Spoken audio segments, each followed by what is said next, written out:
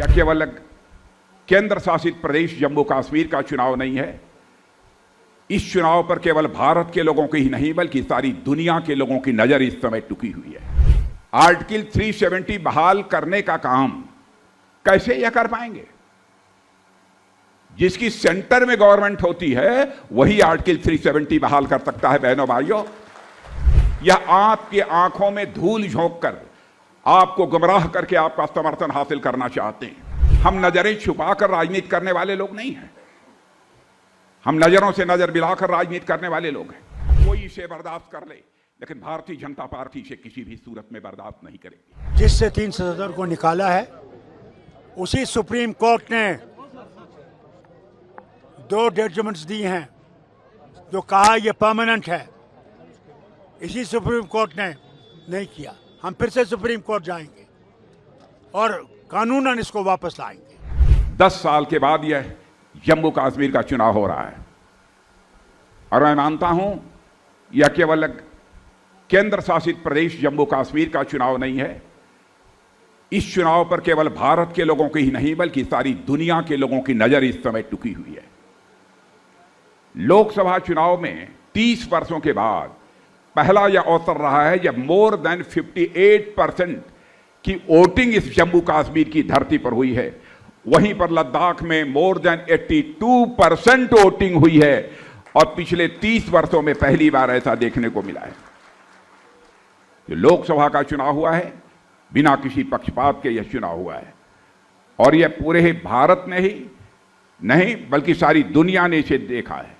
और मैं मानता हूं जम्मू कश्मीर के लिए ये बहुत बड़े बदलाव का संकेत है।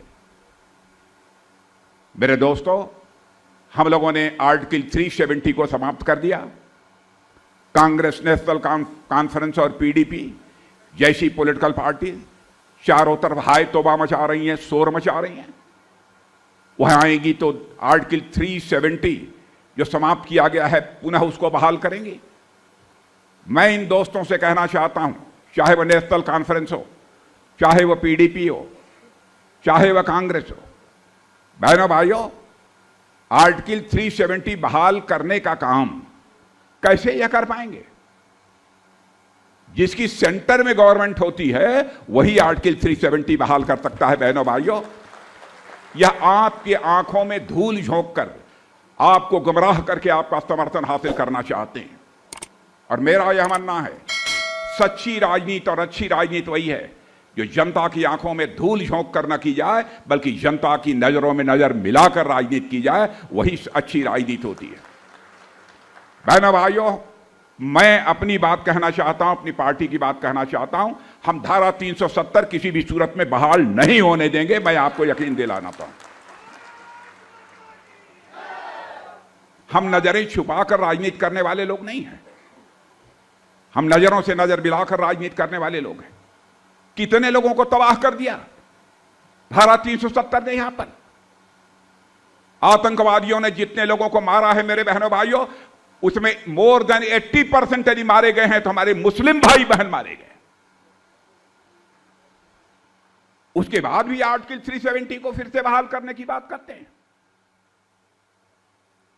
क्या यह कांग्रेस, नेशनल कॉन्फ्रेंस के लोग चाहते हैं कि फिर से वैसे ही हालात पैदा हो जाए? यहां पर रोज सैकड़ों लोगों की जानें जाएं।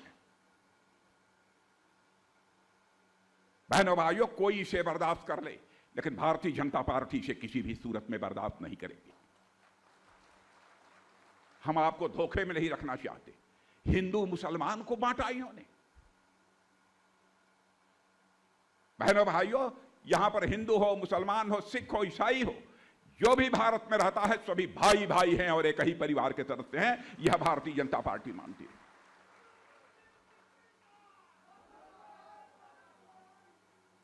हिंदू और मुस्लिम में तफरका पैदा करने का काम भारत की राजनीति में भी किसी ने किया है तो कांग्रेस ने किया है, केवल वोट हासिल करने के लिए।